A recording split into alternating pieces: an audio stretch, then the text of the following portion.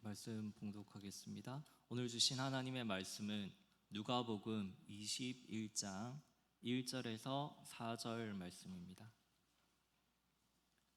누가복음 21장 1절에서 4절 말씀입니다.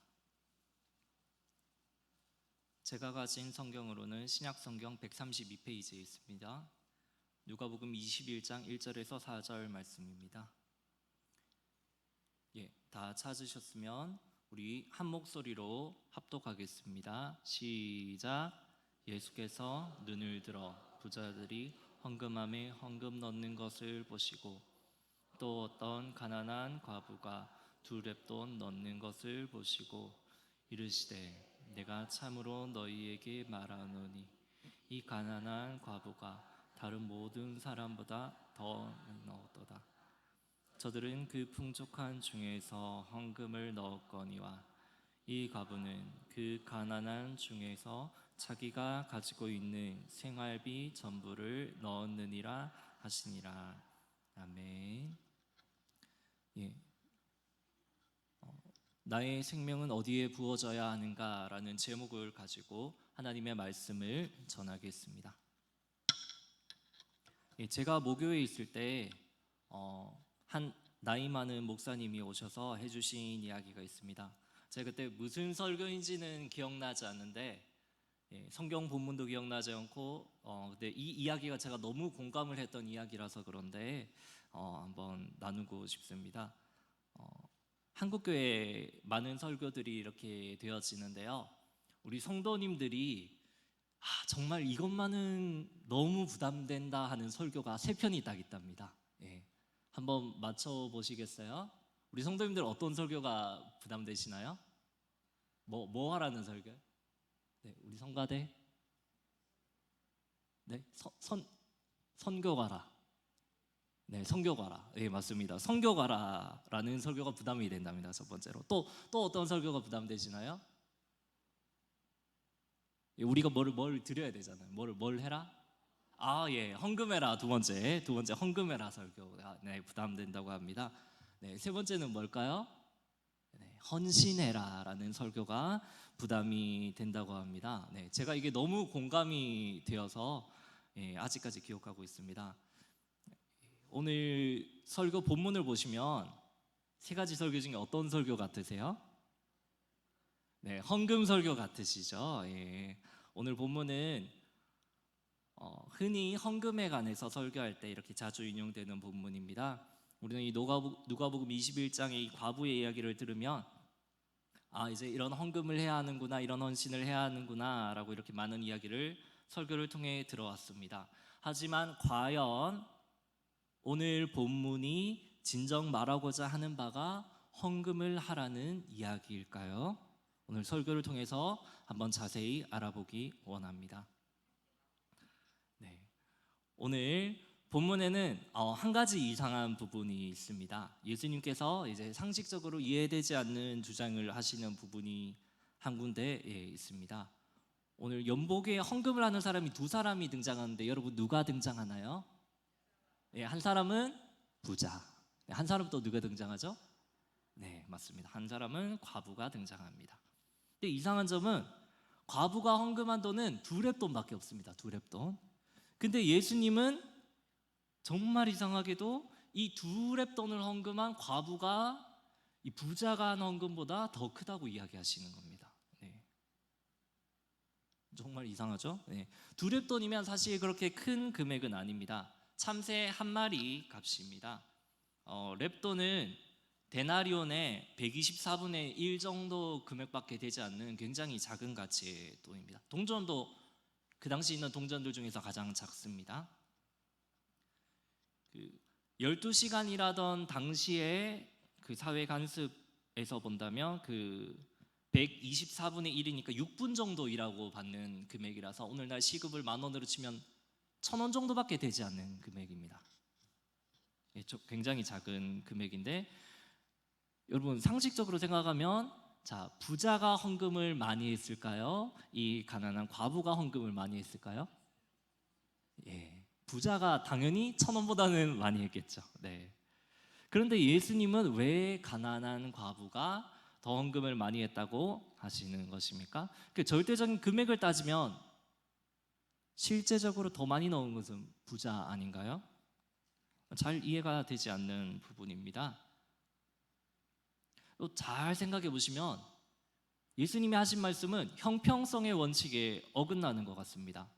더 많이 헌신된 자가 더 적게 헌신된 자보다 더 주목받아서는 안 됩니다. 이것은 형평성의 원칙에 어긋나는 것이고 우리가 아는 기본적인 정의에 어긋나는 행동입니다.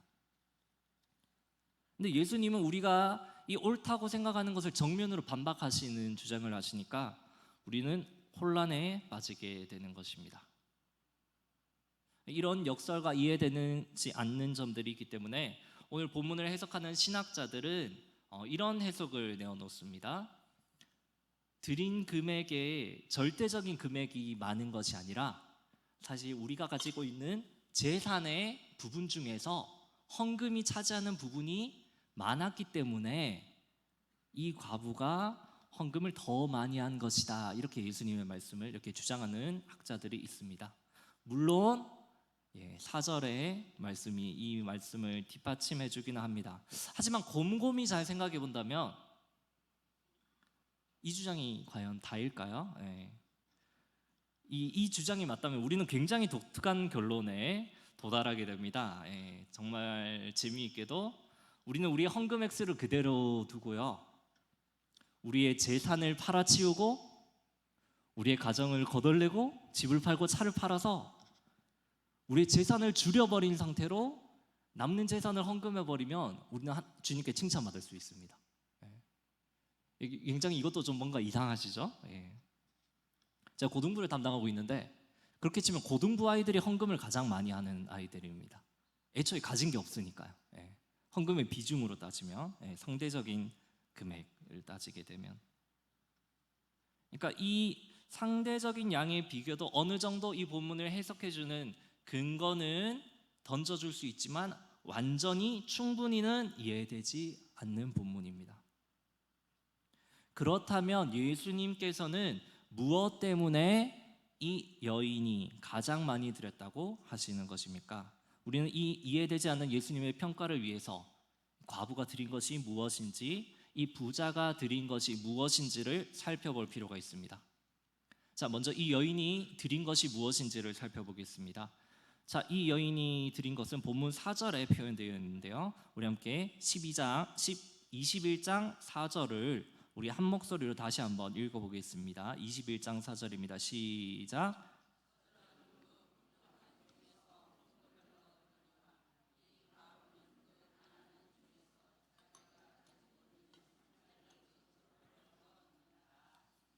네, 이 여인이 드린 게 두 렙돈이 아니라 뭐라고 표현되어 있습니까? 생활비 전부라고 표현되어 있습니다. 이 생활비라는 단어가 헬라어로는 이제 바이오스라는 단어입니다. 여러분들 아시는 바이오 산업 혹시 들어보셨어요? 그 바이오가 여기 나오는 바이오스입니다. 생명 산업 말할 때 바이오 산업 이렇게 말을 하는데, 이 바이오스라는 헬라어의 뜻은 1차적으로는 생명이라는 뜻입니다. 생명. 근데 생명이라는 뜻에서 파생되어서 두 번째 뜻이 나오는데 생활비라는 뜻이 나옵니다. 생활비. 생명을 운영해 나가는 비용이라고 해서 생활비라는 뜻이 나옵니다. 자, 그러면 이 여인이 드린 것은 우리는 두 개 중에 하나를 선택해야 됩니다. 생명일까요? 생활비일까요? 생명일까요? 생활비일까요? 네. 그렇게 대답하시면 제가 할 말이 없는데. 자, 이 여인이 드린 것이 생활비면 우리는 해석이 너무 어려워지는 겁니다.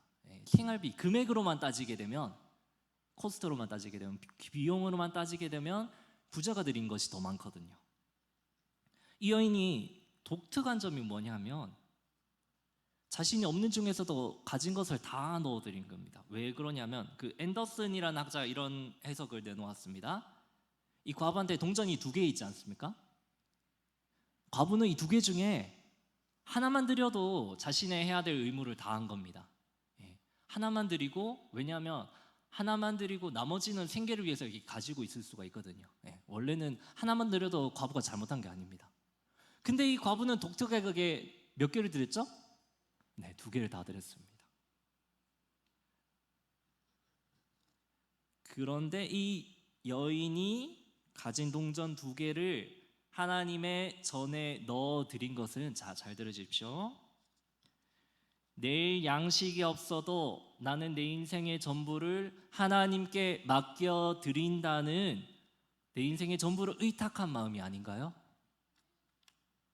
자신의 인생을 넣어드리고 자신의 모든 주권을 넣어드린다면, 오늘 본문의 표현으로는 이것은 생명을 넣어드린 것 아닙니까? 따라하겠습니다. 생활비가 아니라 생명을 넣었다. 생활비와 부자의 헌금을 비교하면 당연히 부자의 헌금이 더 크지만, 생명을 넣으면 생명의 가치는 돈이 따라올 수 없는 겁니다. 여러분, 생명의 가치가 클까요? 돈의 가치가 클까요? 생명의 가치가 훨씬 큽니다.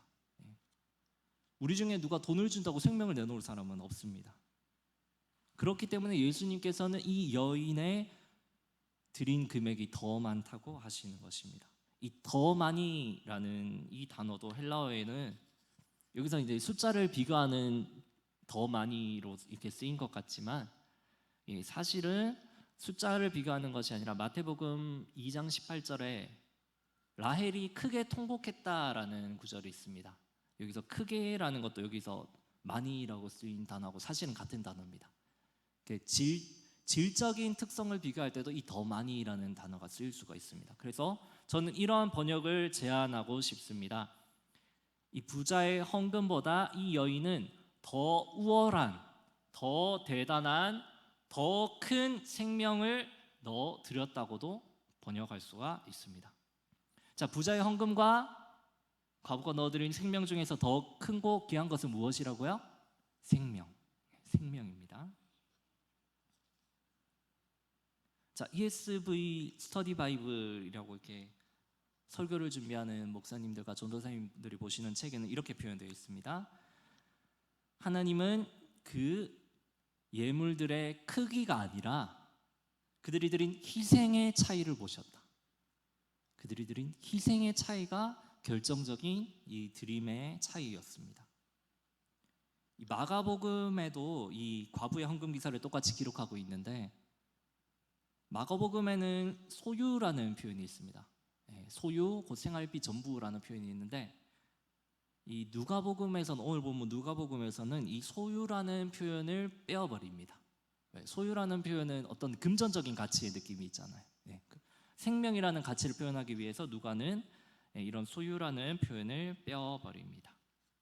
그렇기 때문에 우리는 이 생명이라는 가치를 통해서 예수님이 더 많이 넣었다고 하셨다는 말씀을 이해할 수가 있습니다. 자, 이제 근데 여러분, 한 가지 의문이 들지 않으세요? 헌금함에 넣어줘야 되는 건 원래 뭐죠? 생명이 아니고 원래는 뭐죠? 원래는 헌금을 넣어드리고 예물을 넣어드리죠. 근데 왜 생명을 헌금함에 넣어야 하는가 좀 생소하신 분들이 있을 텐데, 좀 이해를 돕기 위해서 이 드린다, 드림이라는 단어가 구약 성경에서 어떻게 사용되었는가를 좀 살펴보겠습니다.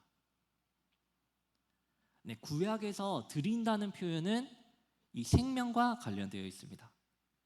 우리 찬송가에서도 헌금을 할 때 생명이라는 단어가 많이 등장합니다. 나의 생명 드리니 주여 받아주옵소서. 생명의 가치를 찬송가에서도 계속 이야기하고 있고, 자, 신약에서는 헌금을 드리지만 구약에서는 하나님께 헌금 대신 올려드리는 게 있습니다. 뭘 드릴까요? 하나님께? 예, 맞습니다. 제사를 드립니다. 제사를 드릴 때 제물로 뭘 드리죠, 주로? 양이나 염소를 드립니다.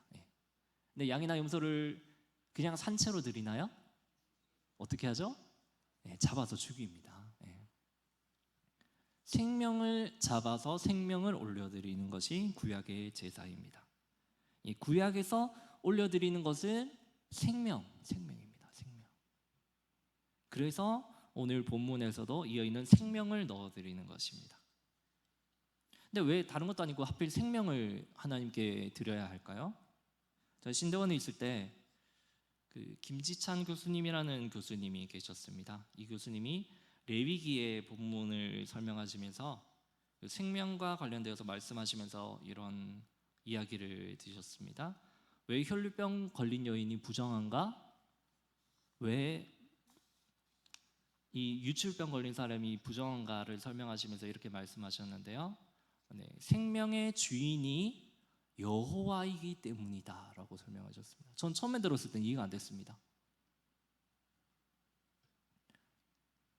레위기에 보면 이런 구절이 있습니다. 피는 생명이니라. 왜 우리가 피를 먹지 말아야 하는가? 교수님께서 설명하시기를 피는 생명의 주인이신 여호와께만 올려야 드려야 하는 것이기 때문에 우리는 피를 먹는 것이 아니라 여호와께 올려드려야 한다 라고 설명하셨습니다. 그렇기 때문에 우리가 우리의 제사 행위에서도 생명을 여호와께 올려드려야 하고, 그래서 우리는 피를 먹지 말아야 하는 것이고, 여호와께서 생명의 주인이시기 때문에 우리는 다른 사람의 생명을 어떻게 할 수가 없습니다. 그렇기 때문에 우리는 살인을 해서는 안 되는 것입니다. 구약의 모든 계명들이 이 생명을 가지고 접근하면 상당수가 설명할 수가 있습니다. 이 여인이 왜 헌금함에 생명을 넣어드렸습니까? 생명은 생명의 주인이신 여호와 앞에만 올려드려야 가치가 있기 때문입니다. 여러분, 우리가 하나님 앞에 드리는 것은 물질만 드리는 것이 아닙니다.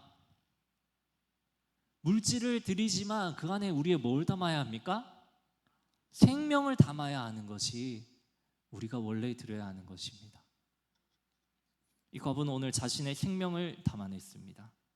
자, 이제 과부가 생명을 담아드렸다는 것을 살펴봤고, 부자가 드린 것이 무엇인지 한번 살펴보겠습니다.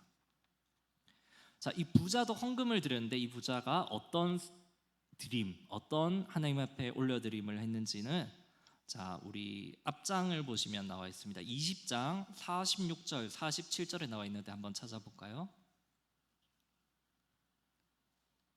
20장 46절, 47절에 나와 있습니다. 자, 우리 한 목소리로 같이 읽겠습니다. 시작.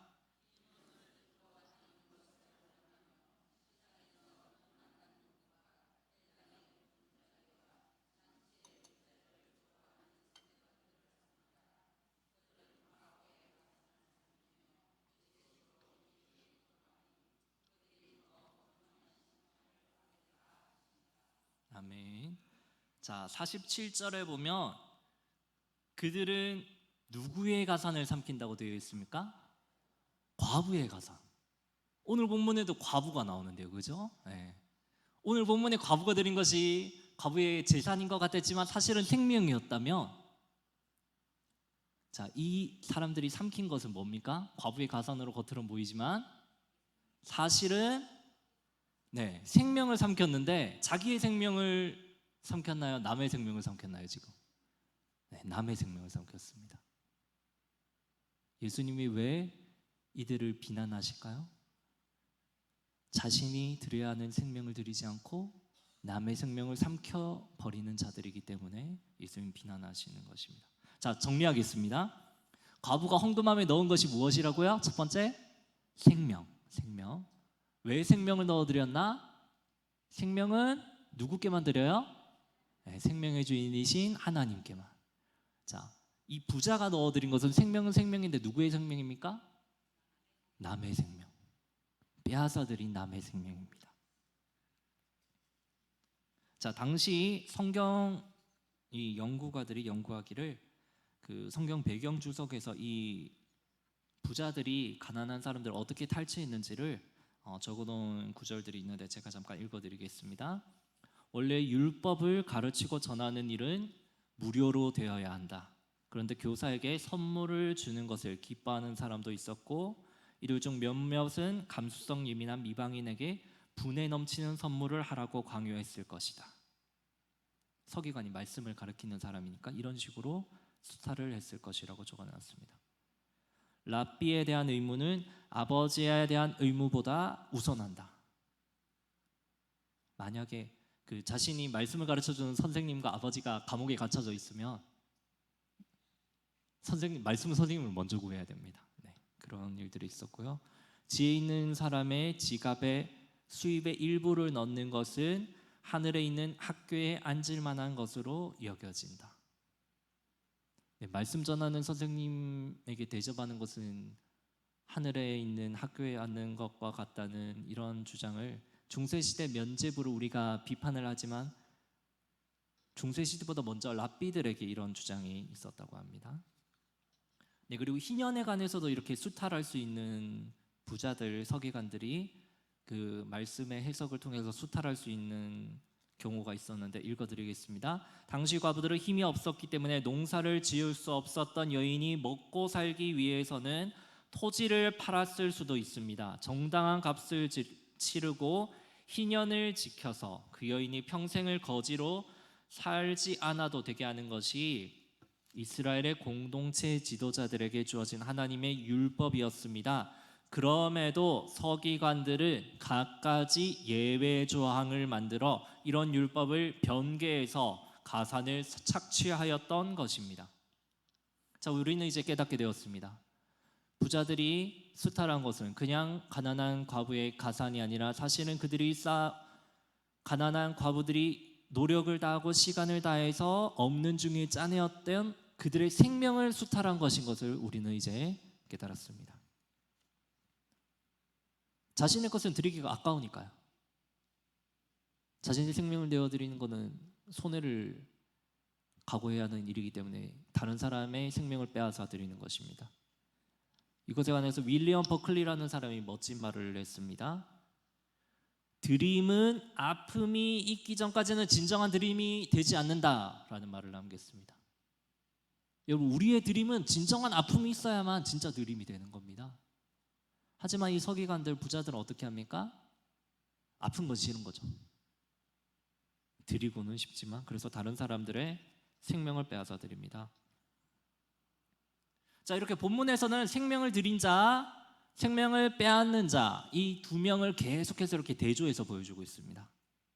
이 대조를 통해서 의도적으로 누가는 이렇게 대조하는 모습을 보여주는데 결국 누가가 말하고자 하는 바는 무엇일까요? 오늘 본문이 진정으로 말하고 싶은 바는 무엇입니까? 두 가지 중에 하나입니다. 과부를 칭찬하거나 부자를 고발하거나. 여러분, 이 본문이 과부를 칭찬하는 본문 같으세요? 부자를 고발하는 본문 같으세요? 네. 과부가 잘했다고 어이구 잘했네, 다른 사람도 본받아라, 이런 본문 같으세요? 아니면은 야, 부자들 너네 그렇게 살지 마, 이렇게 고발하는 본문 같으세요? 전자 앞에 겁니까? 뒤에 겁니까? 현명하신 분들은 지금 대답을 하시지 않습니다. 네. 한번 이 본문의 의도를 보기 위해서는 앞뒤를 조금 살펴보아야 합니다. 앞뒤를 살펴보고 나서 말할 수 있습니다. 자, 우리 문맥을 한번 조금 보겠습니다. 자, 제가 이제 불러드리는 구절을 다 찾지 마시고 눈으로 그냥 따라오시면 됩니다. 자, 우리 앞에 나오는 구절들부터 한번 볼 텐데, 자, 19장 39절 한번 눈으로 보시면 어떤 인물들이 나오죠? 무리 중 어떤 누가 나옵니까? 네, 바리새인이 나옵니다. 그리고 19장 47절을 보시면 예수께서 날마다 성전에서 가르치시니 누가 찾아오죠? 대제사장, 서기관, 백성의 지도자. 자, 20장 1절을 보시면 자, 복음을 전하실 때 누가 가까이 다가옵니까? 대제사장들과 서기관들과 장로들. 자, 20장 27절을 보시면 부활이 없다 주장하는 누가 나옵니까? 네, 사두개인이 나오고 오늘 우리가 마지막으로는 가까이 읽었는 46절에는 서기관들이 나옵니다. 자, 시간이 없어서 다른 설명을 못 드리는데 이 사람들 공통점이 뭘까요, 여러분? 자, 이 사람들은 사실 다 다른 사람들입니다. 예? 맞습니다. 예, 부자들이고 사회에서 존중을 받는 사람들입니다. 원래는 이게 다 다른 사람들입니다. 제사장들과 사두개인들은 이제 제사 중심이고 바리새인과 서기관은 이제 말씀 중심이고 말씀을 이렇게 전하는 그런 역할들을 필사를 하고 그런 일들을 했습니다. 근데 오늘 본문에서는 정말 독특하게 누가복음안에서는 이 사람들의 공통점이 뭐냐면 예수님을 대적하는 사람들입니다. 예수님을 공격하고 예수님께서는 이들을 꾸짖으십니다. 이게 이제 앞의 문맥입니다. 칭찬의 문맥이 아닙니다. 이 사람들을 꾸짖으시는 문맥입니다. 자, 오늘 본문의 뒤를 한번 보시면 이거는 그냥 제가 설명드리겠습니다. 21장 5절부터 쭉 보시면 어떤 얘기가 있냐면 성전이 무너질 것이고 환난을 당할 것이고 예루살렘이 멸망할 것이니까 너희는 조심하고 깨어있으라. 경고의 메시지가 나옵니다. 칭찬입니까? 경고입니까? 경고. 자, 앞에도 경고, 뒤에도 경고라면 오늘 본문은 경고하는 말씀일까요? 칭찬하는 말씀일까요? 경고의 말씀입니다. 그냥 오늘 본문은 헌금하는 본문이래라고 생각했던 본문이 사실은 무엇이냐 하면 생명과 관련된 경고의 말씀입니다. 원래 성경의 저자의 의도가 칭찬과 권면이 아니라 경고의 말씀이었다면 우리는 이 말씀을 불편하겠지만 우리 자신을 돌아보는 경고의 말씀으로 우리도 역시 받아들여야 합니다. 우리는 이 말씀을 결코 가볍게 보아서는 안 되는 것입니다. 왜냐하면 그 경고의 대상은 다른 먼 사람이 아니라 사실은 우리가 될 수 있기 때문입니다. 오늘 여호와께 생명을 담아드린다는 측면에서 이 말씀이 경고의 말씀이고 생명을 드린다는 말씀이라면 이것은 그냥 헌금 생활에만 제한되는 말씀일까요? 여러분, 생명이 잘 생각해 보십시오. 생명이 헌금 때만 드립니까? 아닙니다. 생명은 헌금 때만 드리는 것이 아닙니다. 생명은 헌금 시간에 당연히 올려드리고 이때만 잠깐 드리는 것이 아니라 사실은 우리의 예배 전체를 통해서 우리의 가정생활과 교회생활 안에서 또 삶의 전 영역 안에서 올려드려야 하는 것이 우리의 생명을 올려드려야 하는 일입니다. 하지만 안타까운 일은 무엇이냐면 오늘날 교회에서도 자신의 생명을 내어드리는 헌신보다는 물질만 드리고 우리가 예배만 참석하는 외면적이고 기본적인 최소한의 의무만으로 행하면 충분하다는 사람들이 많다는 것입니다. 나의 생명을 드리고 나의 정성을 드리고 나의 헌신을 드려야 하지만 오늘날 현대를 살아가는 그리스도인들에게는 이 모습들이 점점 잊혀져 가고 있습니까? 잊혀져 가고 있습니다. 왜 그렇습니까? 내 걸 드리는 게 아까운 거죠. 아픔이 싫으니까. 난 좀 더 쉬고 싶고 진정한 드림은 아픔을 동반한 고통을 동반한 드림이어야 하지만 우리는 아픔도 싫고 내가 손해보는 것도 싫고 내 시간과 내 노력을 뺏기는 게 싫은 겁니다. 그렇기 때문에 우리는 서두에 말씀드린 선교하라는 말씀도 헌금하라는 봉사하라는 그런 설교도 우리에겐 부담으로 다가오는 것입니다. 그래서 이런 봉사의 자리, 노력과 헌신이 들어가는 자리는 우리는 외면해 버린 채 내가 결국 행해야 할 드림, 내가 행해야 할 의무는 드리지 않는 경우가 많습니다. 사실 우리가 바리새인과 우리는 멀리 있다고 생각할지 모르지만 서기관들은 그냥 나쁜 사람들이고 우리에게 해당되는 안 되는 말씀들이라고 생각하기 쉽지만 오늘 본문에 등장하는 부자들, 서기관들처럼 인정받기를 좋아하면서 내 생명이 아니라 다른 이들이 쌓아올린 시간과 노력의 헌신 위에서 난 아무런 의무도 행하지 않고 그것을 누리기 좋아한다? 다른 이의 생명 위해서 내가 할 의무는 하지 않는다? 이건 우리도 외식하는 모습 아닙니까? 이 심판과 경고의 메시지가 우리에게도 예외가 될 수 없습니다. 성전 안에서 여인이 생명을 드린 것처럼 자신의 몸이 성전인 그리스도도 예루살렘 성전에 올라와서 자신의 생명을 부어드렸습니다. 그렇다면 그리스도를 닮아가고자 하는 우리 거룩한 신자들은 예수님의 모습, 예수님의 생명을 드린 그 모습을 닮아가야 하는데, 헌금의 삶에서뿐만 아니라 우리의 삶의 예배의 모습에서도, 삶의 전 영역에서도 우리는 왜 그렇게 하기 힘든 거죠? 우리는 우리 자신을 돌아보아야 합니다. 우리가 생명을 드리는 자인지 생명을 빼앗는 자인지 우리는 돌아보아야 합니다. 물론 우리가 머리로는 다 알고 있습니다. 우리는 우리 인생을 하나님께 드려야 한다, 우리 생명을 하나님께 드려야 한다. 하지만 여러분, 이거 결코 쉬운 일이 아닙니다. 머리로는 알지만 이것을 실제로 행하기 위해서는 다른 것들이 필요합니다. 여러분, 생명을 내어드리는 게 쉬우세요? 생명을 드리는 것은 결코 쉬운 일이 아닙니다. 말 그대로 생명을 드리면 우리는 죽음으로 가는 겁니다. 바리새인들과 서기관들을, 부자들 그냥 탓할 수 없었던 것이 무엇이냐면, 모든 사람은 이기적이면서 자신의 이해타산을 따지면서 행동하기 때문에 자기 안에 확신이 없으면 행동하지 않습니다. 확신이 없으면. 이 부자들도 생명을 내어놓지 못한 건 뭐 때문입니까? 확신이 없는 겁니다, 자기 안에. 그럼 과부는 어떻게 드렸을까요, 여러분? 결국 우리는 과부가 어떻게 드려야 하는가, 이것을 알아내는 것이 오늘 설교의 핵심인데, 과부는 자신의 생명을 어떻게 드릴 수 있었을까요? 이게 바꾸어서 질문을 드리겠습니다. 하나님께서는 이 과부의 생명이 끝나도록 내버려 두셨을까요? 이 과부의 생명은 생명을 드린 다음에 그냥 끝났을까요? 아닙니다. 과부는 그걸 알았습니다.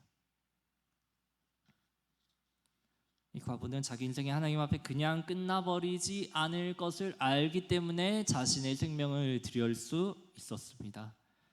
그러니까 결국 내 생명을 하나님 앞에 드린다는 것은 어떤 것이 필요하냐 하면, 내 머리로만 아니라 실제적으로 내 생명을 하나님께 드릴 때 내 생명이 그냥 끝나지 않는다는 사실이 확실히 깨달아지는 인식과 믿음이 있을 때야 가능한 것입니다.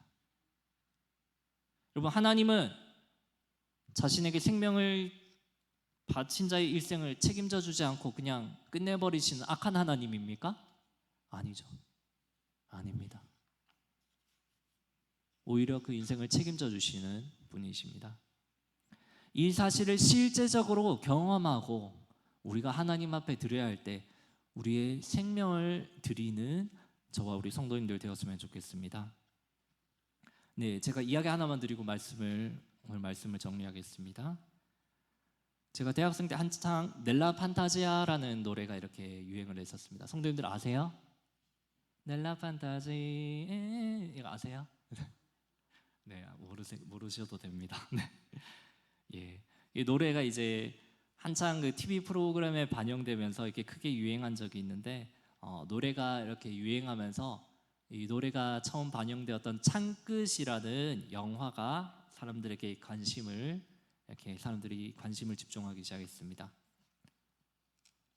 많은 사람들이 이 짐 엘리엇의 생애를 다룬 것이 창끝이라는 영화인데, 짐 엘리엇에게 많은 사람들이 감동을 했습니다. 그가 죽으면서 그 선교사였는데 이방 민족을 선교하기 위해 자신이 죽으면서까지 자신의 권총을 꺼내지 않았다.